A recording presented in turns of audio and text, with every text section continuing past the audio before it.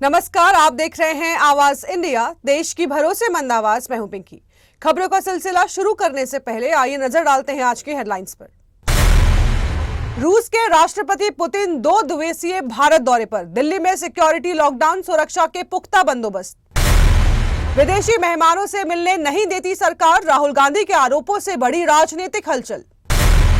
TMC ने विधायक हुमायूं को किया सस्पेंड, बाबरी शैली मस्जिद पर ममता सरकार से खुली बगावत। इंडिगो की उड़ानें लगातार रद्द, दिल्ली मुंबई बेंगलुरु हवाई अड्डों पर संकट। और H-1B वीजा पर कड़ी पड़ताल, अब खंगाली जाएगी लिंक्डइन प्रोफाइल और फैमिली बैकग्राउंड। अब खबरें विस्तार से। दिल्ली आज एक बार फिर वैश्विक कूटनीति का सबसे बड़ा मंच बन गई है, क्योंकि रूस के राष्ट्रपति व्लादिमीर पुतिन 2 दिवसीय भारत दौरे पर हैं और उनके स्वागत से ज्यादा चर्चा उनकी सुरक्षा की हो रही है, जो दिल्ली को एक हाई सिक्योरिटी जोन में बदल चुकी है। पुतिन की सुरक्षा को लेकर ऐसे इंतजाम किए गए हैं जिन्हें देखकर किसी भी वीवीआईपी की सिक्योरिटी छोटी लगने लगी है।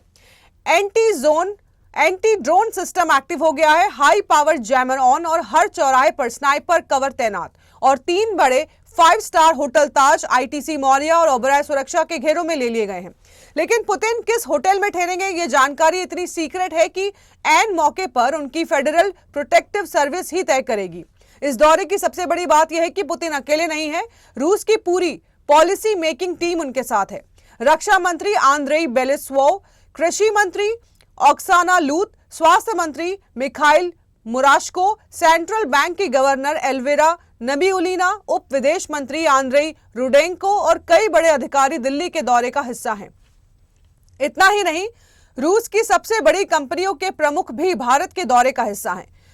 रोसनेफ्ट के Igor Sechin, Sber bank, VTB bank, Roscosmos, Rosatom, Rusal जैसे दिग्गज और मीडिया की ओर से मार्गेरिटा सिमोनियम, जो भारत में नए चैनल आरटी इंडिया के लॉन्च में हिस्सा लेंगी। अब बात एजेंडा की। इस दौरे में भारत और रूस कई बड़े समझौते करेंगे। भारतीय कामगारों के लिए रूस में रोजगार के नए रास्ते खुलेंगे। रक्षा सहयोग में S-400 सिस्टम, Su-57 जेट और नए टेक्नोलॉजी पैकेज पर बात होगी। तेल और गैस के कारोबार को तेज और सुरक्षित बनाने पर फोकस रहेगा। संस्कृति, शिक्षा और स्वास्थ्य में भी नई साझेदारियां तय मानी जा रही है और सबसे बड़ा लक्ष्य व्यापार को 63 अरब डॉलर से बढ़ाकर 2030 तक 100 अरब डॉलर तक ले जाना। भारत रूस रिश्तों के लिए आने वाले 48 घंटे बेहद अहम होंगे और दिल्ली की सांसों में जो टाइट सिक्योरिटी का दबाव दिख रहा है, वो बताता है कि ये दौरा जितना कूटनीतिक है उतना ही रणनीतिक भी है। लोकसभा में नेता प्रतिपक्ष राहुल गांधी के बयान ने आज राजनीतिक माहौल अचानक गर्म कर दिया है। राहुल ने आरोप लगाया है कि केंद्र सरकार विपक्ष को नजरअंदाज कर रही है और विदेशी मेहमानों को उनसे मिलने नहीं दिया जाता। उन्होंने कहा कि विदेश से आने वाला हर डेलीगेशन पारंपरिक रूप से नेता प्रतिपक्ष से मिलता है। मोदी सरकार उन्हें ऐसा न करने की सलाह देती है। राहुल ने दावा किया है कि यह प्रोटोकॉल पहले अटल बिहारी वाजपेयी और मनमोहन सिंह के समय में पूरी तरह पालन किया जाता था। भारत का प्रतिनिधित्व सिर्फ सरकार नहीं बल्कि विपक्ष भी करता है। प्रियंका गांधी भी खुलकर उनके समर्थन में उतरी हैं और कहा है कि सरकार दूसरे पक्ष की आवाज दबाना चाहती है। विपक्ष के आरोपों के बीच राजनीतिक हलचल और बढ़ गई है। राहुल गांधी के आरोपों के बाद विपक्षी दलों ने भी अपनी प्रतिक्रियाएं सामने रखी हैं। सपा सांसद राजीव राय ने कहा है कि यदि ऐसी रोक वास्तव में लगाई जा रही है तो ये परंपरा और लोकतंत्र दोनों के लिए दुर्भाग्यपूर्ण है। जब देश की बात होती है तो सभी दल एक आवाज में खड़े होते हैं, इसीलिए नेता प्रतिपक्ष को रोकना उचित नहीं। वहीं भाजपा सांसद कंगना रनौत ने तीखे पलटवार में कहा है कि विदेशी नेताओं के मिलने का निर्णय सरकार लेती है और राहुल गांधी की भावनाएं अक्सर शंकास्पद लगती ही रहती हैं। कंगना ने यहां तक कह दिया है कि यदि राहुल खुद को अटल जी की तरह देखना चाहते हैं तो उन्हें भाजपा में शामिल हो जाना चाहिए। आरोपों और जवाबी हमलों के बीच ये मुद्दा राष्ट्रीय राजनीति में एक नई बहस छेड़ रहा है। पश्चिम बंगाल की सियासत में आज बड़ा धमाका हो गया है। टीएमसी ने अपने ही विधायक हुमायूं कबीर को पार्टी से सस्पेंड कर दिया। वजह, वो ऐसी चुनौती दे रहे थे जिसे ममता बनर्जी सरकार ने सीधा सीधा बगावत मान लिया। मुर्शिदाबाद में बाबरी शैली की मस्जिद बनाने का संकल्प लेकर हुमायूं कबीर पिछले कई दिनों से सरकार और प्रशासन दोनों पर हमलावर थे। उन्होंने साफ चेतावनी दी है कि 6 दिसंबर को मस्जिद का शिलान्यास करके ही रहेंगे, चाहे राजभवन आपत्ति करे, चाहे प्रशासन रोकने आए। कबीर के शब्द थे, आग से मत खेलो, अगर रोका तो हाईवे जाम हो जाएगा। आज जब मुख्यमंत्री ममता बनर्जी बहरामपुर में मीटिंग कर रही थी, उसी दौरान कबीर को सस्पेंशन की खबर मिली और वो मीटिंग छोड़कर निकल गए। इसके बाद उन्होंने बड़ा ऐलान कर दिया है कि नई पार्टी बनाएंगे, 2026 के चुनाव में 135 सीटों पर उम्मीदवार खड़े करेंगे और टीएमसी के खिलाफ लड़ेंगे। हुमायूं कबीर की राजनीति भी कम दिलचस्प नहीं। कांग्रेस ने टीएमसी, फिर भाजपा और फिर टीएमसीआई और अब खुले आम बगावत। सबसे बड़ा सवाल 6 दिसंबर को क्या होगा, क्योंकि इसी दिन 1992 में बाबरी मस्जिद ढाई गई थी और टीएमसी इसे संघर्ष दिवस के रूप में मनाती है। इस बार राज्य सरकार ने छुट्टी तक घोषित कर दी है। ऐसे में मुर्शिदाबाद में मस्जिद शिलान्यास का दावा और कबीर का टकराव बंगाल की राजनीति में आने वाले दिनों में बड़ा तूफान खड़ा होने वाला है। वरिष्ठ अधिवक्ता और मिजोरम के पूर्व राज्यपाल स्वराज कौशल का 73 साल की उम्र में निधन हो गया है। आज उन्होंने अंतिम सांस ली। वे पूर्व विदेश मंत्री सुषमा स्वराज के पति और बीजेपी सांसद बांसुरी स्वराज के पिता थे। दिल्ली बीजेपी ने आधिकारिक रूप से उनके निधन की जानकारी साझा की है। स्वराज कौशल देश के जाने माने अधिवक्ता थे और सुप्रीम कोर्ट में उनकी एक मजबूत पहचान रही है। वे 6 साल तक राज्यसभा के सदस्य रहे और मिजोरम के राज्यपाल के रूप में भी उन्होंने कार्य किया। सबसे कम उम्र में राज्यपाल बनने का रिकॉर्ड भी उनके नाम दर्ज है। उनका जन्म 12 जुलाई 1952 को हुआ था। दिल्ली यूनिवर्सिटी और पंजाब यूनिवर्सिटी से पढ़ाई के बाद उन्होंने वकालत शुरू की। 1975 में उन्होंने सुषमा स्वराज से विवाह किया था। दिल्ली बीजेपी ने बताया है कि उनका अंतिम संस्कार आज शाम 4:30 पर लोधी रोड शमशान घाट पर हुआ और देश के एक अनुभवी विधिवेत्ता और प्रशासक को आज अंतिम विदाई दी गई। वक्त हो चला है एक छोटे से ब्रेक का।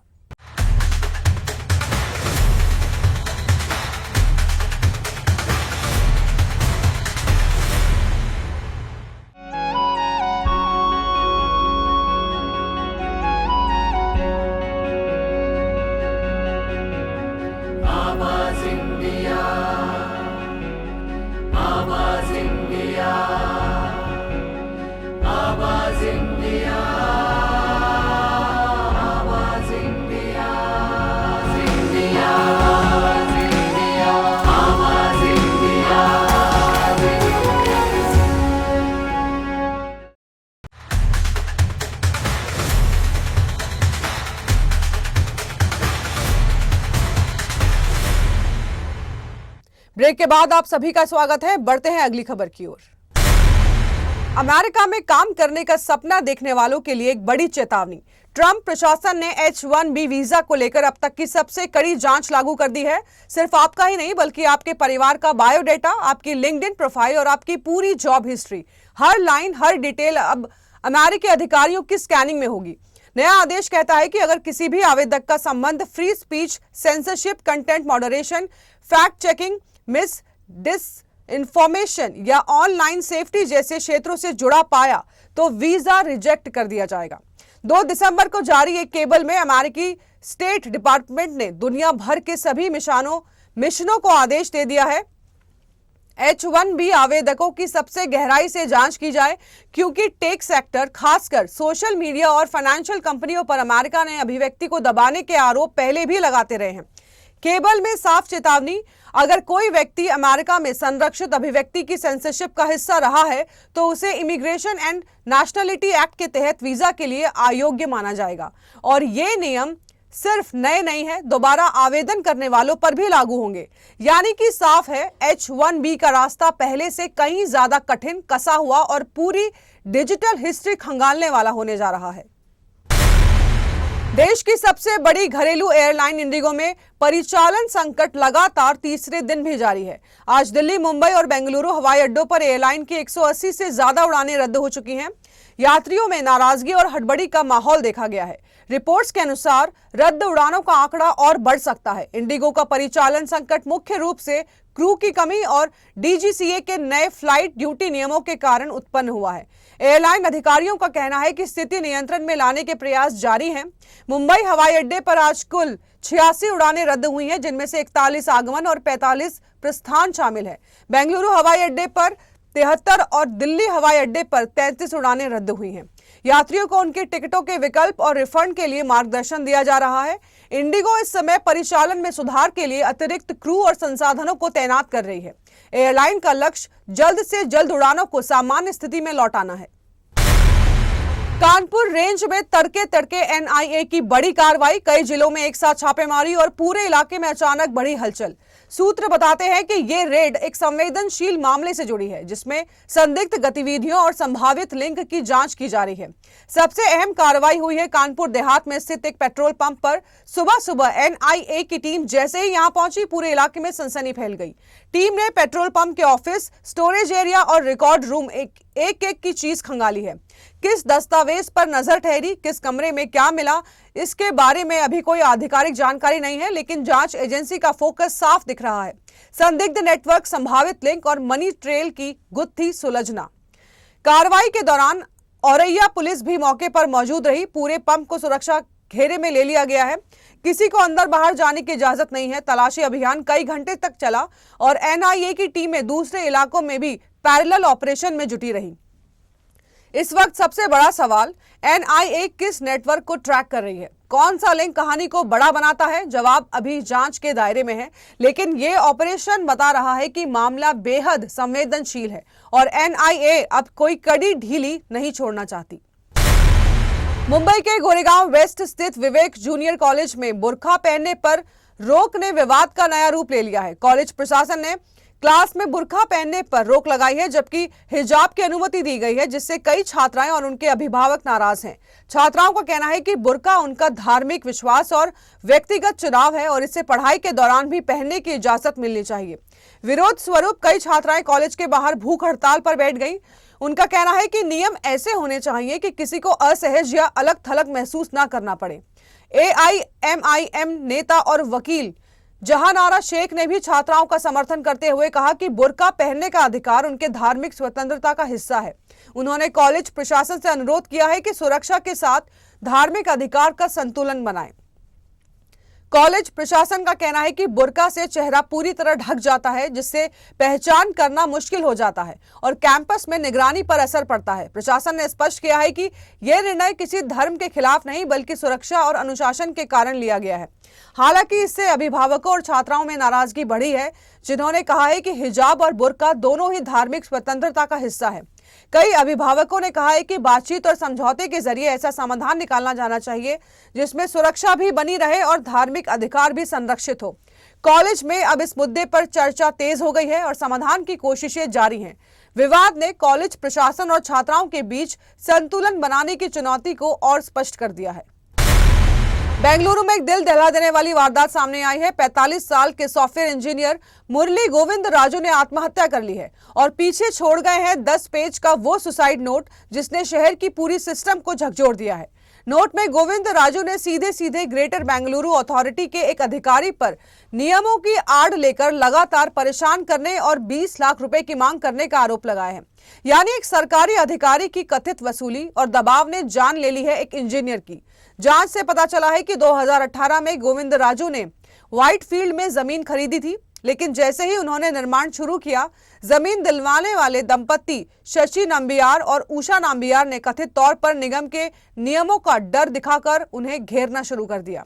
सुसाइड नोट में लिखा है कि नाम्बियार दंपत्ति ने कुछ निगम अधिकारियों को साथ मिला लिया था और रोज रोज परेशानियां बढ़ती जा रही थी। सबसे डराने वाली बात यह रही कि सुसाइड नोट के मुताबिक 20 लाख रुपए की डेडलाइन सोमवार सुबह थी और उसी सुबह गोविंद राजू घर से निकले, सीधे अपने निर्माणाधीन मकान पर पहुंचे और वहीं फांसी लगाकर अपनी जिंदगी खत्म कर ली। इंजीनियर की मां की शिकायत पर पुलिस ने कार्रवाई की है। शशि नाम्बियार और उनकी पत्नी उषा गिरफ्तार, बेटा वरुण फरार, 14 दिन की न्यायिक हिरासत और आगे की जांच जारी है। एक जिंदगी खत्म, एक बड़ा सवाल, क्या हमेशा शहरों में सिस्टम की भ्रष्ट परतें अब लोगों की जान तक लेने लगी हैं? यही सच और यही सबसे कड़वा सवाल बेंगलुरु की सड़कों पर आज गूंज रहा है। वक्त हो चला है एक छोटे से ब्रेक का।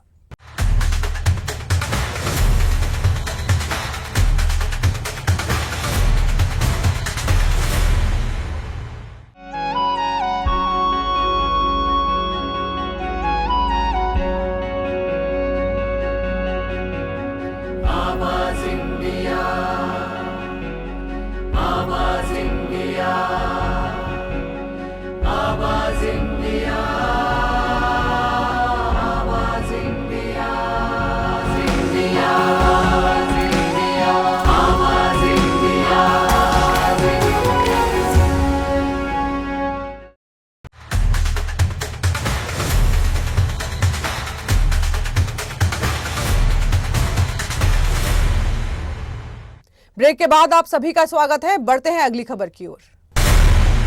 बिहार के बोधगया में एक शादी रसगुल्ले से टूट गई। जी हां, रसगुल्ले मिठाई कम पड़ी और दोनों पक्ष ऐसे भिड़े जैसे किसी दंगे का मैदान बन गया हो।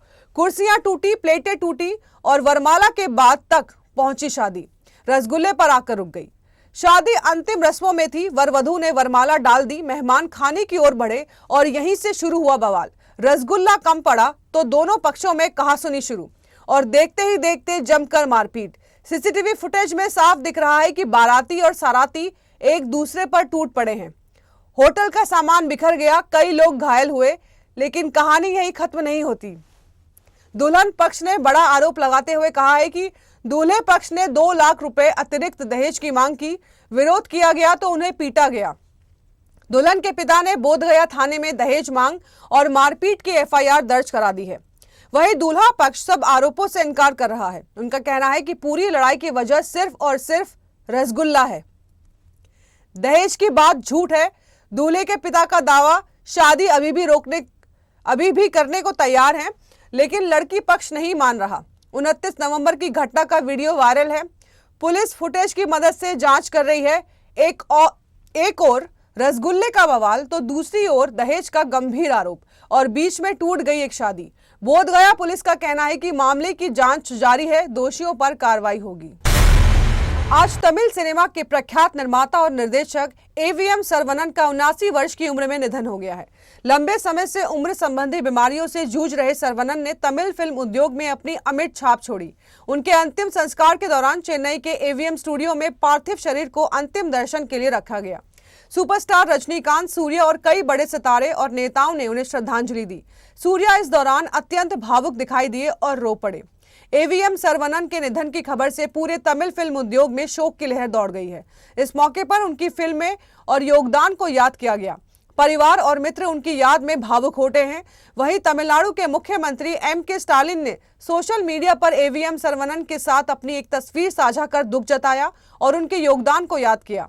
एवीएम सरवनन ने 60 साल से अधिक लंबे करियर में नानुम, ओरुपेन, मिनसारा, कनावू, शिवाजी द बॉस और अयान जैसी सुपर हिट फिल्में बनाई।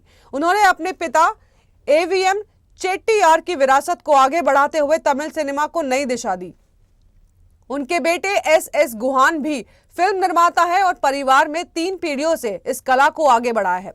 सरवनन की यादें और उनकी फिल्में आने वाली पीढ़ियों के लिए प्रेरणा बनी रहेंगी। उनका निधन तमिल सिनेमा के लिए अपूरणीय क्षति है।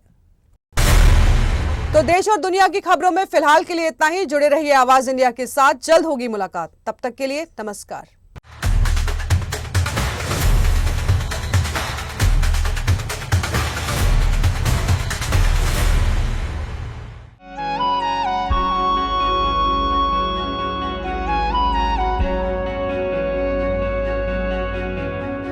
आवाज